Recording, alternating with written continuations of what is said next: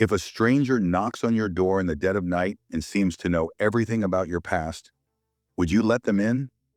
What if you already opened the door? Are you ready to face what comes next? Think carefully. This question could change your life. It was a stormy night, the kind where the wind howled like a wild beast, and rain lashed against the windows of the Harrington family home. Inside, the atmosphere was warm, almost cozy. Andrew Harrington sat in his armchair, reading the evening newspaper while his wife, Sarah, prepared a pot of tea in the kitchen.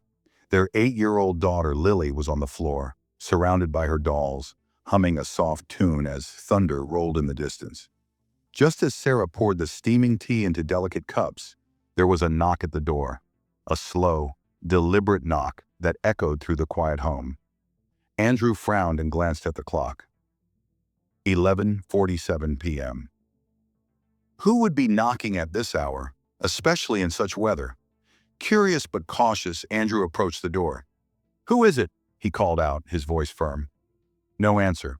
Another knock, this time more insistent. Andrew exchanged a concerned glance with Sarah, who had now come to the doorway, her face pale with worry. "Should we open it?" she whispered. With a deep breath, Andrew unlocked the door and pulled it open. There, standing on the porch, was a man, soaking wet, dressed in a dark coat, his face shadowed by the dim porch light.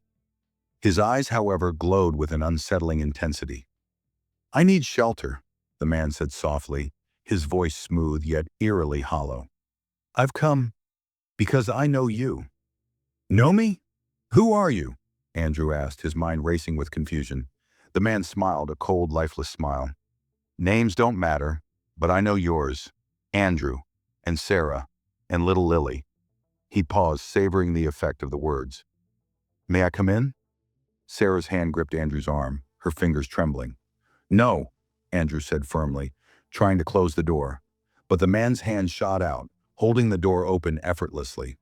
"I wouldn't do that," the man whispered. "It's already too late." And before Andrew could react, the man stepped inside, the door slamming shut behind him. "What do you want?" Sarah asked, her voice shaking. The man turned slowly, his wet coat dripping onto the polished floor. "I'm here because of the debt, a debt you owe from years ago."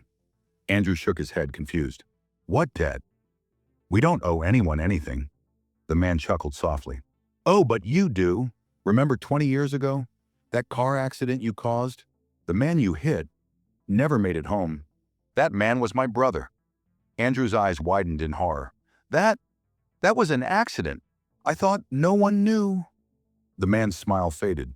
"I knew, and I've waited. Tonight you pay."